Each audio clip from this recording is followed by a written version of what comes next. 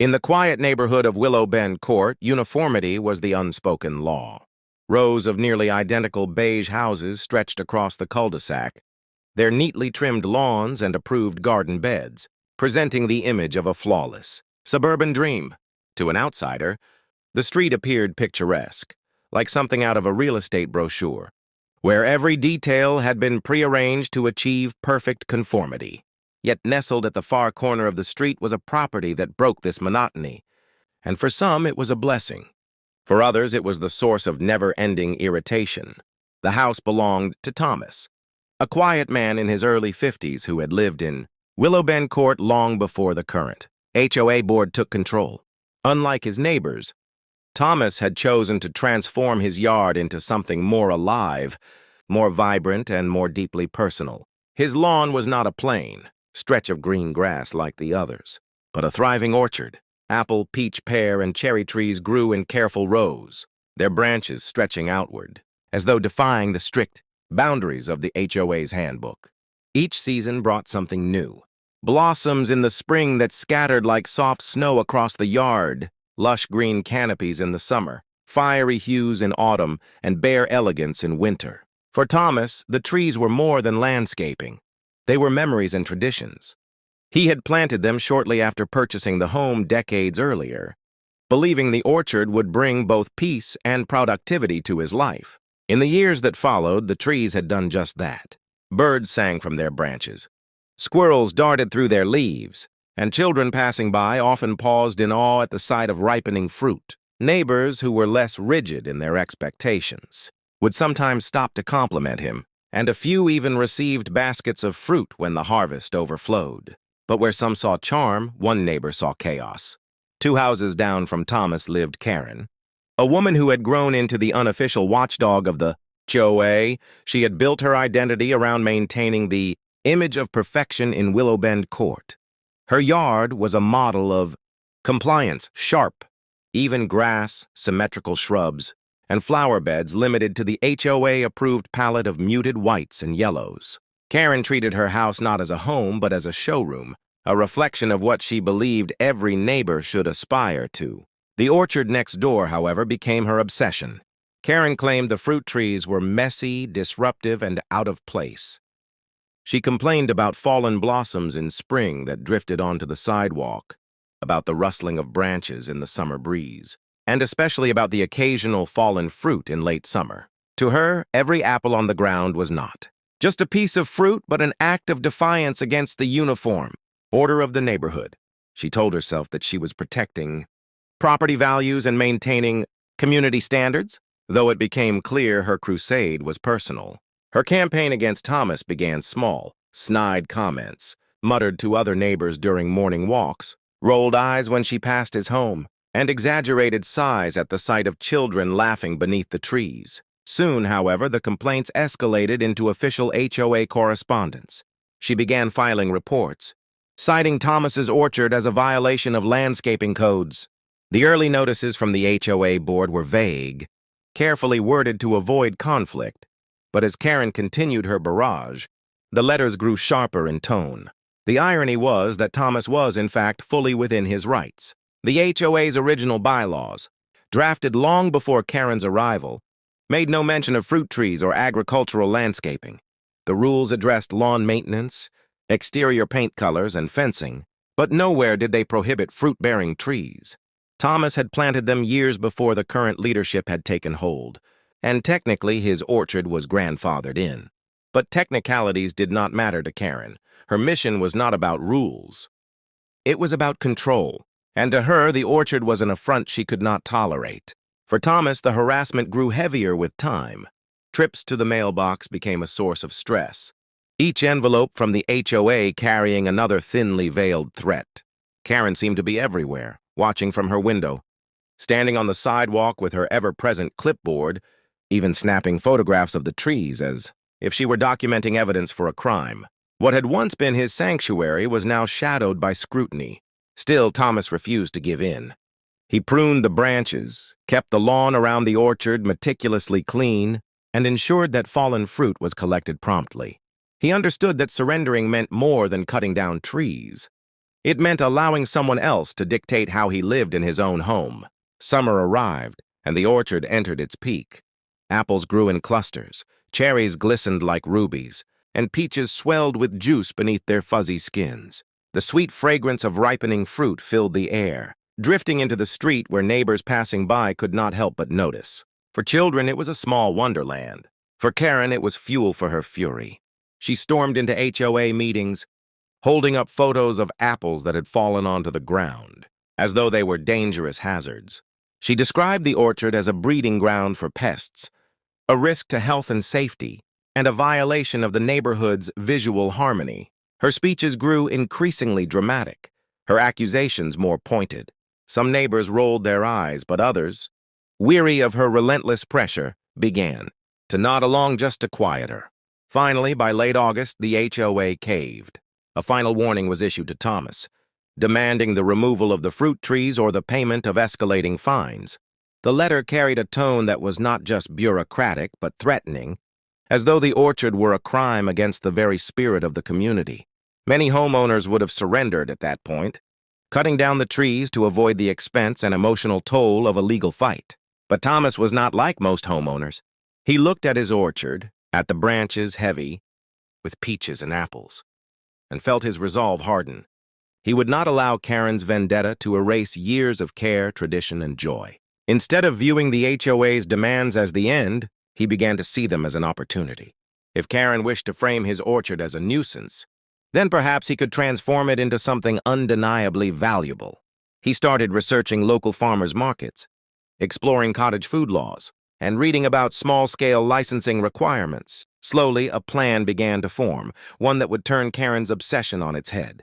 By September, when the harvest overflowed more than he could consume or give away, Thomas made his first batch of homemade jam. He filled mason jars with peach preserves, labeling them with simple handwritten stickers.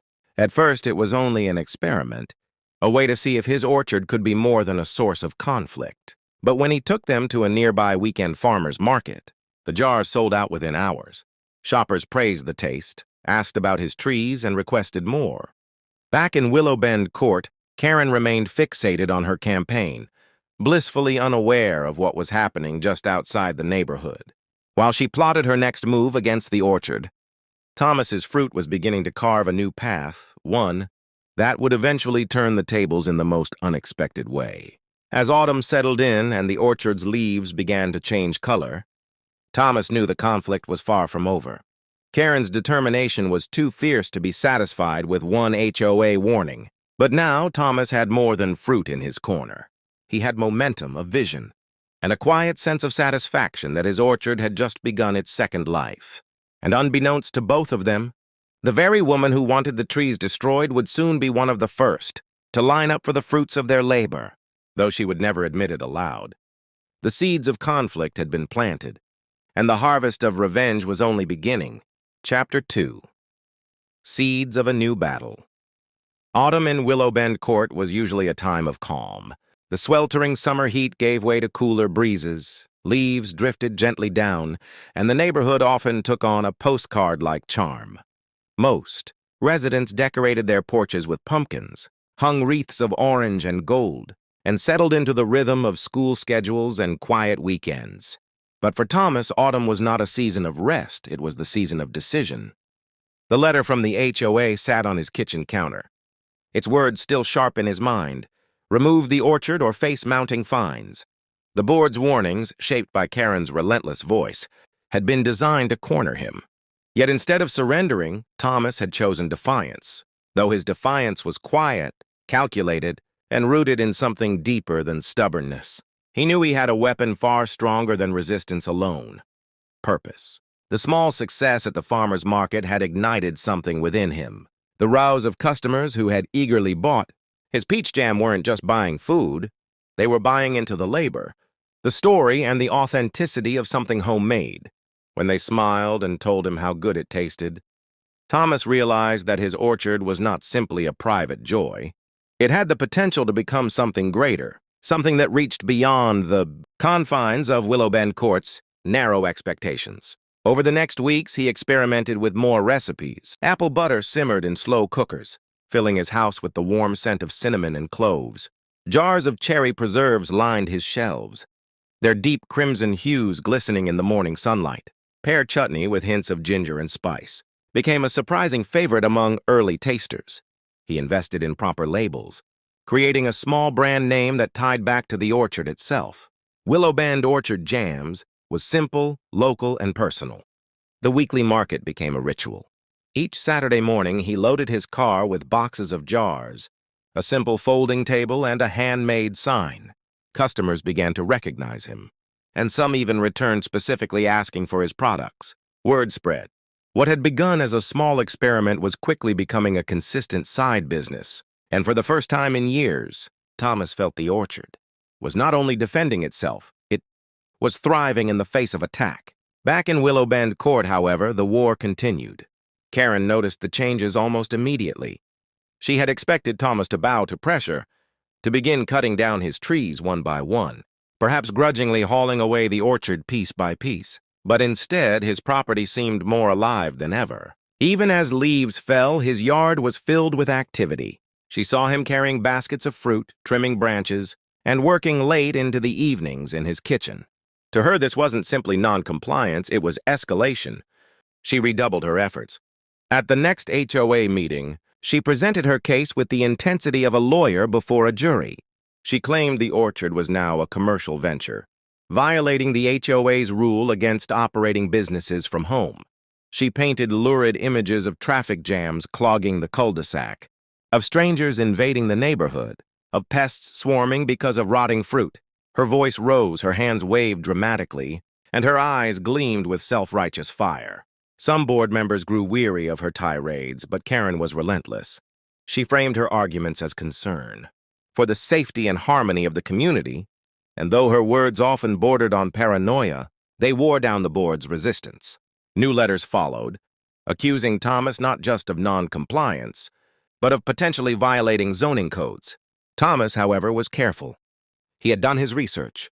His market sales were conducted outside the neighborhood. His licensing fell within cottage-food laws, and he maintained meticulous cleanliness around his orchard to prevent any claim of neglect. Each new warning letter was met with polite but firm responses, citing bylaws and codes with a precision that left the HOA frustrated but powerless. And yet Karen's obsession only grew. She began watching him more closely, peering through curtains or lingering on the sidewalk under the guise of walking her dog. She snapped photos of his car loaded with boxes, speculating wildly about what he was doing. To her, the orchard was not just a nuisance. It was a direct challenge to her authority, a thorn in the perfect fabric she imagined Willow Bend Court to be. Then came the irony that would slowly unravel everything. One crisp Saturday morning, Thomas set up his booth at the farmer's market as usual. The crowd bustled with energy, people carrying baskets of fresh vegetables, bouquets of flowers, and jars of honey. His table stood out with its neat rows of jams, their labels polished, their colors inviting. Customers drifted over, sampling the sweet spreads on crackers and praising the flavors. Among them, unnoticed at first, was Karen. She wore sunglasses and a scarf pulled tightly around her neck, as though disguising herself for some clandestine errand. She moved quickly, keeping her head low, glancing around as if worried someone she knew might spot her. But despite her efforts to remain hidden, there was no mistaking her sharp posture, her hurried movements, or the way she handled the jars with both eagerness and guilt. Karen picked up a jar of peach jam, turning it over in her hands. She reached for cherry preserves next, then apple butter. Her movements betrayed something she would never admit aloud. She wanted them. She wanted the fruit of the very orchard she despised. Perhaps it was curiosity, perhaps it was indulgence, or perhaps it was the simple truth that despite her rage against the trees, she couldn't deny the allure of what they produced. With quick efficiency, she purchased several jars, barely making eye contact with Thomas, who recognized her immediately but said nothing. She slipped the jars into her bag and hurried away, blending into the crowd. For Thomas, the moment was a revelation. The very neighbor who had declared war on his orchard was now his customer. The irony was sharp, almost humorous, but more than that, it was empowering. No matter how loudly she protested, no matter how many letters she sent or meetings she stormed, Karen herself had validated his work by buying it, and she would be back. Over the weeks that followed, Karen returned to the market in secret. Sometimes she wore the same scarf and glasses, sometimes she changed her approach, but always she bought more jars. She never lingered, never engaged, always quick and furtive. Yet her purchases became regular enough that Thomas began to notice patterns. She seemed particularly fond of the peach jam, often buying 2 or 3 jars at once. It was a secret addiction, one she guarded fiercely. At home, she stashed the jars in her pantry, hiding them from visiting neighbors who might recognize the labels. She spread the jam on toast in the mornings, spooned it over ice cream at night, and told herself it was just a small indulgence. But deep down, she knew the truth. She had become dependent on the very thing she wanted destroyed. Meanwhile, her crusade at the HOA continued without pause. She railed against the orchard, demanded stricter action, and warned of looming disasters. The board, caught between her fury and Thomas's steady compliance with the rules, grew increasingly uneasy. The conflict was dividing the neighborhood, and whispers spread among the other residents. Some sympathized with Thomas, admiring his resolve and even buying jars of his jam at the market. Others, weary of the tension, began avoiding Karen altogether. By late autumn, the battle lines were drawn. On one side was Karen, determined to eradicate the orchard through sheer persistence. On the other was Thomas, fortified not only by the legality of his position, but by the growing success of his jam business and by the knowledge that his greatest adversary was also his most loyal customer. The stage was set for the conflict to escalate, and though neither knew how far it would go, both understood one thing clearly. The orchard had become more than trees. It was now a symbol of resistance, control, and irony so rich it could not remain hidden forever. As the last leaves fell from the branches and the orchard entered its winter slumber, Thomas looked ahead with quiet determination. Karen might win small battles, but the war was shifting in his favor. And when the truth eventually came to light, that Karen herself was fueling the very thing she sought to destroy, the neighborhood of Willow Bend, Court would never look at her the same way again. The cold months loomed, but the fire of conflict burned brighter than ever. Chapter 3. Winter Masks. Winter came to Willow Bend Court like a curtain dropping on a stage.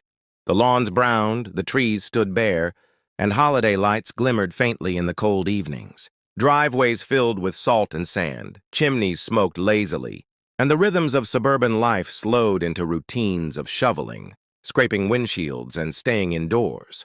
For Thomas, however, the orchard never truly slept. While the trees themselves rested in their natural dormancy, he spent the winter months in his kitchen, boiling down fruit he had frozen and preserved during harvest. His shelves filled with jars of jam, jelly, butter, and chutney. The kitchen, once an ordinary domestic space, now resembled a small-scale production facility. The comforting aromas of fruit and spice pushed back against the frost outside, reminding him that his fight with the HOA had only strengthened his bond with the orchard. Karen, meanwhile, also adapted to winter, but in a very different way. The cover of cold months provided her with a convenient mask.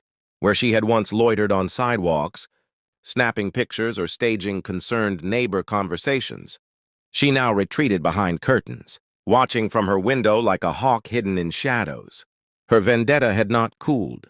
It had only shifted form. The HOA board, urged along by her constant emails, pressed Thomas harder.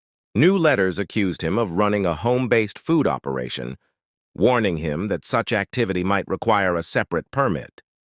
They hinted at fines that could double, even triple, if he did not comply.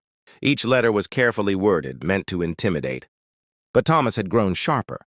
He kept every document, every timestamp, every receipt from the farmer's market. He checked state cottage food laws line by line, ensuring that nothing in his process strayed from legality.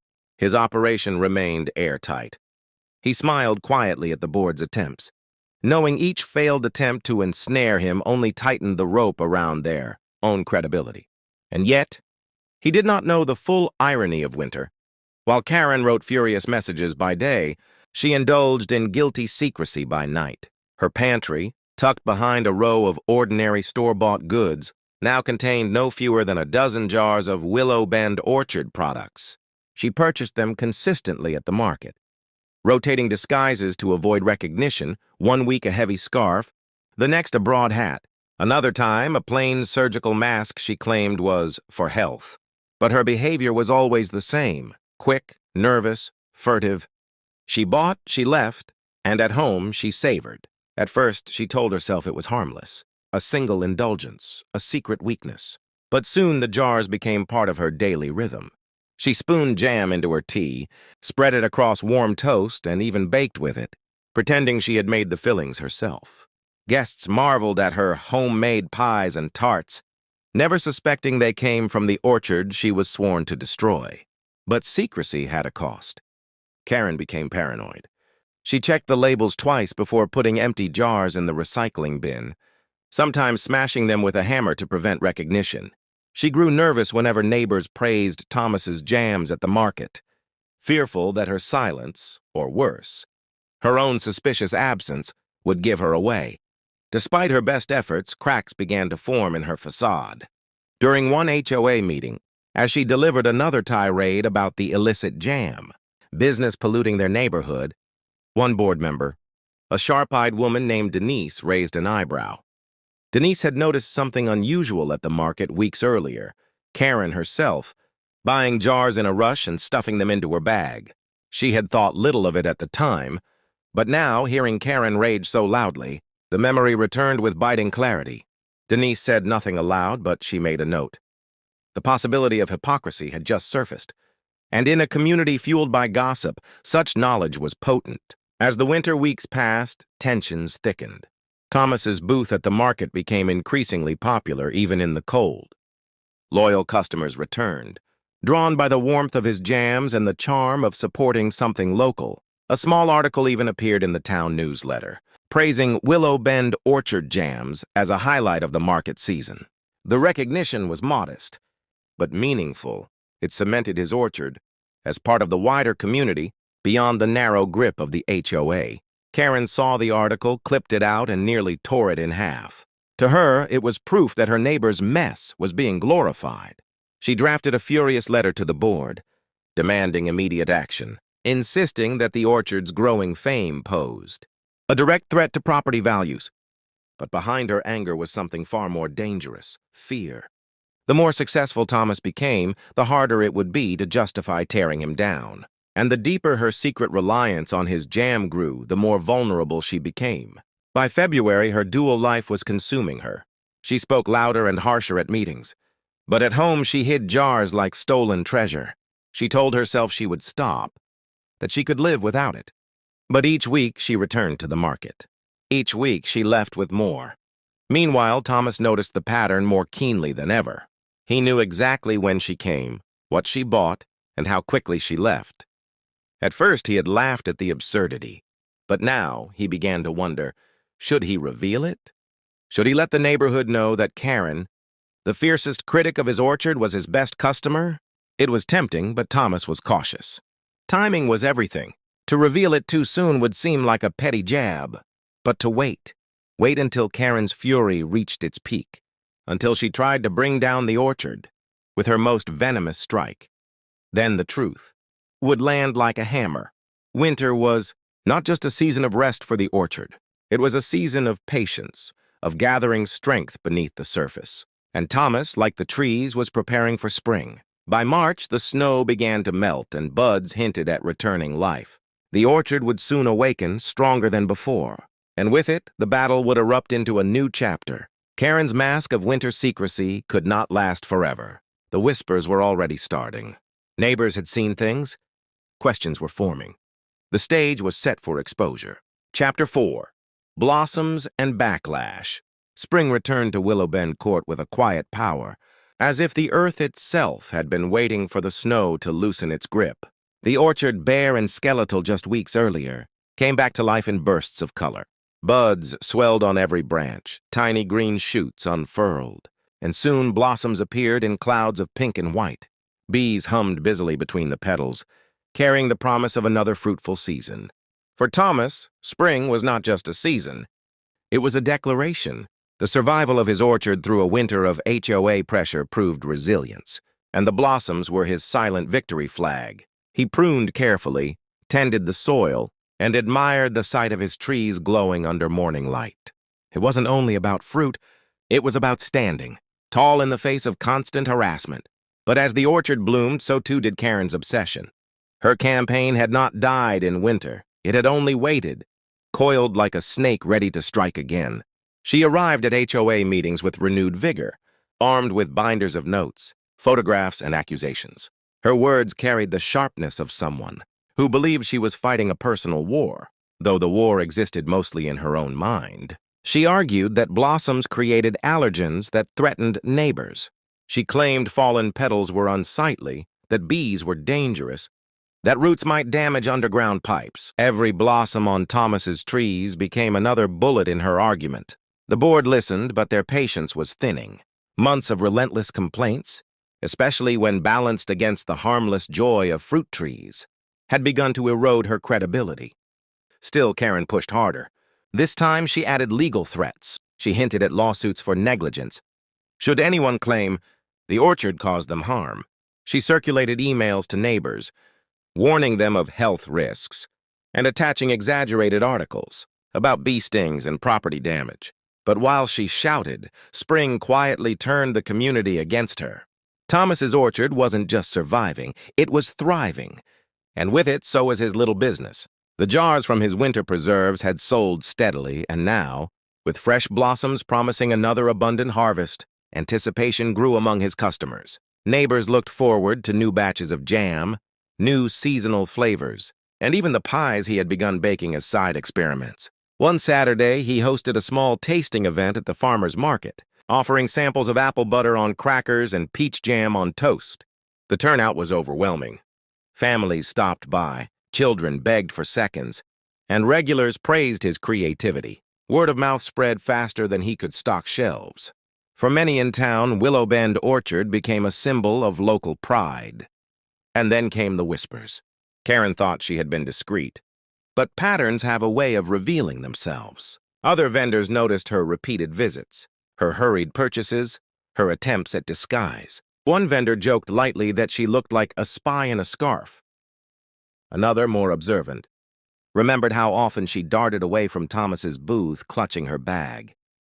Denise, the sharp-eyed HOA board member who had noticed Karen buying jars in winter, finally spoke privately to a few neighbors. She told them plainly what she had seen, that Karen, who preached hatred for the orchard, was among its most loyal customers. The rumor spread like fire. Soon, half the market had heard whispers of Karen's secret jam stash. By April, the hypocrisy was an open secret. Some neighbors chuckled behind closed doors, others rolled their eyes, and a few openly questioned Karen's credibility at HOA gatherings. How could someone so desperate to destroy the orchard be simultaneously supporting it? With her money? But Karen, oblivious to the spreading gossip, doubled down. She demanded new inspections, calling on city code enforcers to investigate Thomas for violations. She claimed the orchard had grown beyond residential intent and was now a commercial nuisance. Inspectors arrived, walked the property, measured, and left unimpressed. The orchard complied with every rule. Every failed attempt pushed Karen deeper into obsession. Her binders grew heavier, her tone shriller, her accusations more far-fetched. Yet all the while, her pantry filled with jars. At night, she spread Thomas's jam over toast and told herself it was just temporary, that she needed to test the evidence. But in truth, she had become addicted. Thomas, for his part, knew the whispers were spreading but stayed silent. He saw no need to expose her yet. Instead, he let her fury run its course, knowing that each contradiction, each lie, and each secret jar made her eventual downfall inevitable. And he had more to focus on than just Karen. The orchard needed tending, and his business was expanding faster than expected. A small cafe in town approached him about supplying jam for their breakfast menu. A bakery requested bulk orders. Even a local grocer hinted at stocking his jars on their shelves. The orchard was no longer just a neighborhood oddity. It was becoming a cornerstone of the local food scene. Karen saw all this and panicked. The more his success grew, the more irrelevant her crusade became. The HOA, tired of hearing her constant complaints, began brushing her off with vague answers. Where once they had entertained her accusations, Now they urged her to focus on other community matters. She was losing her grip on the board, and worse, she could sense the smirks of neighbors who knew her secret. Her mask was slipping. One fateful morning in late April, her hypocrisy nearly revealed itself. At the market, as she reached for another jar of strawberry jam, a child pointed and exclaimed loudly, "Mom! Isn't that the lady who said these trees were bad?" The mother hushed the child quickly, but the damage was done. Heads turned, eyes narrowed, and Karen flushed red. She shoved money into Thomas's hand, grabbed the jar, and stormed off. The murmurs that followed her out of the market were unmistakable. People had seen enough. They knew. The blossoms in Thomas's orchard thickened into fruit, green and hard at first, but destined to ripen with the sun. And just like the orchard, the tension in Willow Bend Court was ripening too. Karen had pushed too far, shouted too loudly, and now her neighbors were beginning to see her for what she was, not a crusader for order, but a hypocrite drowning in her own lies. Spring was coming to an end, and with it, Karen's carefully built facade. The stage was set for a summer of confrontation, one where secrets would no longer stay hidden. Chapter 5, Harvest and Hypocrisy. Summer came to Willow Bend Court in a blaze of sun and heat. The blossoms of spring matured into heavy clusters of fruit, bending the branches of Thomas's orchard under their weight. Apples glowed red in the sunlight, peaches swelled into golden spheres, and plums darkened into a rich purple. The air was thick with the sweet, heady scent of ripening fruit, carried across lawns and driveways impossible to ignore. For the neighbors, it was a gift. Children wandered by with wide eyes, marveling at the colors. Passers-by slowed, just to admire the sight of a small Suburban orchard flourishing in defiance of HOA scorn. For Thomas, it was validation. Every complaint, every letter, every threat from Karen had only made this moment sweeter. His orchard wasn't just alive, it was thriving beyond his expectations. The harvest season meant long days of work. Thomas rose at dawn, gathering baskets heavy with fruit, sorting them carefully and transforming them into jars of jam, preserves, and sauces. The kitchen became a factory of bubbling pots and clinking lids. The air filled with steam scented like strawberries, peaches, and plums. His hands ached, his back was sore, but his heart swelled with pride. And the market loved him for it. Week after week, his booth overflowed with jars, pies, and fresh baskets of fruit. Customers lined up, sometimes before the market even opened, eager to get their favorites before they sold out. His name spread beyond town, drawing curious visitors from neighboring areas. The orchard had transformed from a neighborhood nuisance into a local legend. But while success bloomed for Thomas, something else was rotting in the shadows. Karen. If spring had cracked her mask, summer threatened to rip it off entirely. She had not given up her crusade, but her tactics were changing. She had grown more frantic, more desperate. Instead of calm arguments at HOA meetings, she now erupted in tirades, pointing fingers at Thomas, at the board, even at her own neighbors who dared to defend him. She claimed his fruit attracted vermin. She argued the smell of ripening peaches was overpowering and disruptive. She tried to push an emergency rule banning personal agricultural businesses from the neighborhood, despite the fact that Thomas's orchard was perfectly legal and technically part of his yard. But the more she screamed, the less anyone wanted to listen. Neighbors who once politely entertained her concerns began rolling their eyes or excusing themselves from conversations. The HOA board, exhausted by her constant rants, pushed her issues further down the agenda, sometimes never addressing them at all. She had crossed the invisible line between concerned resident and nuisance herself, and yet in private her secret remained. The jars of jam piled higher in her pantry. Her purchases grew more frequent, sometimes multiple jars at a time. Strawberry rhubarb, peach butter, spiced apple, it didn't matter. She bought them all, telling herself it was just research or quality checking, though in truth she was hooked. She ate them in secret late at night, savoring the flavors she told everyone else were destroying the community. But neighbors were watching now. Whispers had spread all spring, and by summer, the whispers had hardened into certainty. People knew. They saw her at the market, they noticed the jars in her bags, and some even caught her trying to slip them into her car without being noticed. She had become a walking contradiction, preaching one thing while living another. And as the gossip grew louder, Karen's reputation crumbled. By July, she was no longer feared or respected. Instead, she had become the butt of neighborhood jokes. Children giggled when she passed. Neighbors shared smirks behind her back. And more than once, someone sarcastically asked if she was allergic to peaches while she clutched a bag of them. She pretended not to notice, but the humiliation gnawed at her. So she tried one final desperate attack. At the height of harvest, Karen filed a formal complaint with the city zoning office, arguing that Thomas's orchard was an unlicensed business, operating illegally in a residential zone. She demanded an investigation, insisting that his sales were a violation of land use codes. For a moment, it seemed like trouble might finally stick. City inspectors did indeed show up, walking the orchard, examining his kitchen, reviewing his setup, but Thomas had prepared for this possibility months earlier. He had applied for and received all the necessary cottage industry permits, ensuring his business was fully compliant. The inspectors, polite but unimpressed with Karen's dramatics, filed their report. Everything was legal, everything was clean, and everything was in order. The blow shattered her credibility completely. When news spread that the city had cleared Thomas of all wrongdoing, the neighborhood erupted in quiet celebration. Neighbors congratulated him, customers cheered him on, and even the HOA board issued a statement saying they fully supported community, members pursuing lawful and creative endeavors. Karen, meanwhile, was left looking like a bitter, obsessed antagonist with nothing left to stand on. And yet, even after all that, she couldn't stop buying his jam. It was as though the orchard itself had trapped her. No matter how loudly she protested, no matter how fiercely she fought, she could not resist the jars, stacked neatly on Thomas's table each. Saturday morning. She bought them in disguises now, sunglasses, hats, scarves, but everyone knew. They saw through her every time. By midsummer, the hypocrisy had become entertainment. Some neighbors even began following her purchases, jokingly predicting what flavor she'd buy next. It wasn't just that she had lost, it was that she had lost in the most humiliating way possible. For Thomas, there was satisfaction in simply letting her unravel.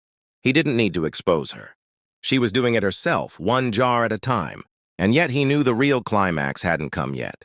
He could feel it building, like the heavy weight of fruit before it drops from the branch. Because gossip only stayed quiet for so long, eventually whispers turned into voices and voices into laughter, and Karen's hypocrisy was about to become more than just a rumor. The orchard stood tall, branches heavy with fruit, each peach and apple glistening in the sun as if mocking her efforts. Thomas knew the season wasn't just about harvest, it was about reckoning. Karen had sown her own seeds of destruction, and soon she would reap the harvest she had cultivated. Chapter 6. The Market Meltdown. By late August, Willowbend Court was buzzing with more than cicadas and lawnmowers. The whispers about Karen had grown too loud to be ignored. What began as sly smirks and knowing glances had now matured into full-blown mockery, whispered behind fences and muttered at block parties. Her carefully curated image of being the neighborhood's standard-bearer of order was unraveling. And Thomas didn't need to lift a finger. She was undoing herself, one jar at a time. At the Saturday market, the orchard booth had become a fixture. Families made a weekly ritual of picking up fruit, jams, and pies. Tourists detoured from highways to stop by. The stand was cheerful, busy, and overflowing with color. Next to it, Karen lingered in her ridiculous disguises. Floppy sun hats, oversized sunglasses, sometimes even a patterned scarf draped around. Her face like she was hiding from paparazzi, but the act fooled no one. Every neighbor who passed by noticed. Every vendor who saw her pull out cash and walk away with a paper bag of jam chuckled under their breath. For a while, it was simply a private joke, something to gossip about at cookouts or whisper about during HOA meetings. But gossip, like fruit, eventually ripens, and Karen's secret was about to burst wide open. It happened on a scorching Saturday in late August. The market thick with the smells of roasting corn, fresh bread, and Thomas's famous peach butter simmering in sample pots. His stand was busier than ever, customers crowding around, praising his harvest. The orchard had become the pride of the town. People even began to call it the Willowbend Orchard, as though it was a landmark more than one man's backyard garden. Karen showed up late that morning, flustered, sweaty, and more paranoid than usual. Her hat was too large, her scarf too heavy for the heat, and sweat poured down her temples as she tried to blend into the crowd. But she wasn't just there for jam. She was there with a purpose. Because humiliation had pushed her into desperation. Weeks of whispers, months of mockery, it had taken its toll. She had convinced herself that if she could cause a scene, discredit Thomas publicly, then maybe the balance of power would shift back in her favor. Maybe she could convince people that she was the victim, the guardian of standards, the only one brave enough to call out a so-called menace. So she waited until the crowd was thickest. Neighbors jostled, children laughed, jars clinked as customers bought their favorites. And that's when Karen stepped forward, ripping off her sunglasses dramatically, pointing at the stand with a trembling finger. Her voice rose above the noise of the market, shrill and quaking with fury. She accused Thomas of running an illegal operation, shouting about health codes, food safety, and the stench of rotting fruit. She insisted he was selling contaminated products, demanded inspectors be called immediately, and declared loudly that anyone buying his goods was putting their families in danger. For a moment, the market froze. Heads turned, silence thickened, and eyes locked on Karen. This was it. The dramatic showdown she had been waiting for. In her mind, she was finally exposing the fraud, tearing down the man who had humiliated her. But reality didn't cooperate, because standing in her hand, half hidden in her market bag, was the unmistakable glint of a jar with Thomas's label on it. It didn't take long for someone in the crowd to notice. A woman whispered to her friend, who pointed. A child tugged at his mother's arm, laughing. And then, like wildfire, the realization spread. People started murmuring, then chuckling, and finally laughing outright. The hypocrisy was too rich to ignore. Here she was, condemning his orchard as poison, while clutching his peach butter like treasure. The laughter grew louder. Some pointed. Others clapped sarcastically. A few shouted playful jabs, mocking her. Karen's face turned scarlet, her mouth opening and closing like a fish gasping for air. But it was too late. The market had turned against her. Someone shouted what everyone had been thinking for weeks. If it's so bad, why do you keep buying it? The question cut through the air, leaving Karen frozen. No explanation came. No excuse would suffice. She had been caught red-handed, her secret laid bare for all to see. And in that moment, Karen's downfall was sealed. The vendors she had once looked down upon smirked. Neighbors who had endured her rants openly laughed. Even children mimicked her, pretending to yell about dangerous jam, while pretending to sneak it into their pockets. She had gone from feared tyrant to punchline in the span of minutes. Unable to take it, Karen fled the market, clutching her bag tight, tears stinging her eyes. But the damage was done. The entire community had witnessed her hypocrisy, and there was no hiding it anymore. For Thomas, the victory wasn't in shouting her down or embarrassing her directly. It was in standing calmly behind his booth, continuing to serve customers, smiling warmly as if nothing had happened. His orchard spoke for itself. His jars sold out faster than ever. By the end of that day, he had made more sales than any weekend before, thanks to the spectacle Karen had unintentionally provided. The story spread quickly. By Sunday morning, everyone in Willow Bend Court had heard about the market meltdown. Neighbors retold it at backyard barbecues. Parents repeated it at school pickup lines. And even the HOA board privately chuckled about it during their closed-door meetings. Karen had become a legend, but not the kind she wanted.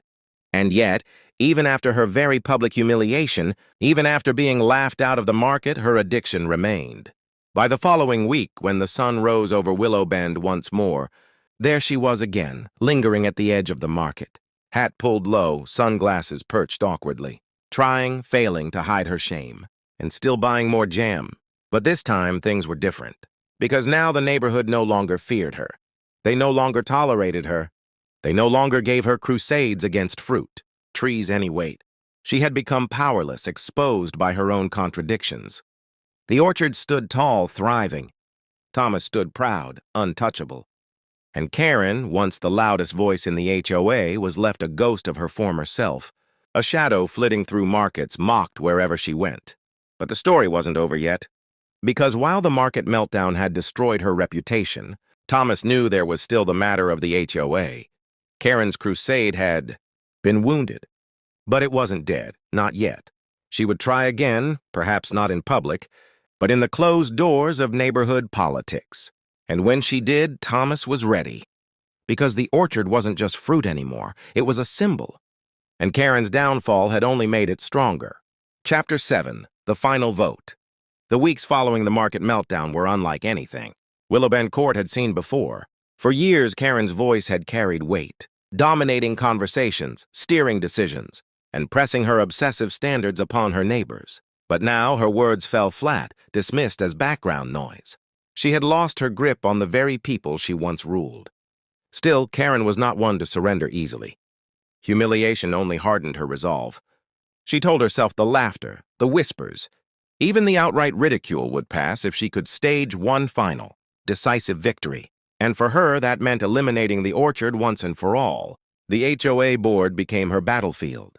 Behind closed doors, she lobbied furiously, pushing for a sweeping amendment to the community guidelines.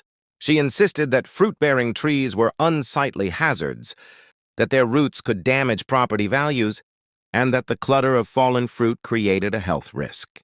She framed it as a matter of community safety, of property standards, of neighborhood pride. It was a desperate attempt to reassert authority, to claw back some shred of power.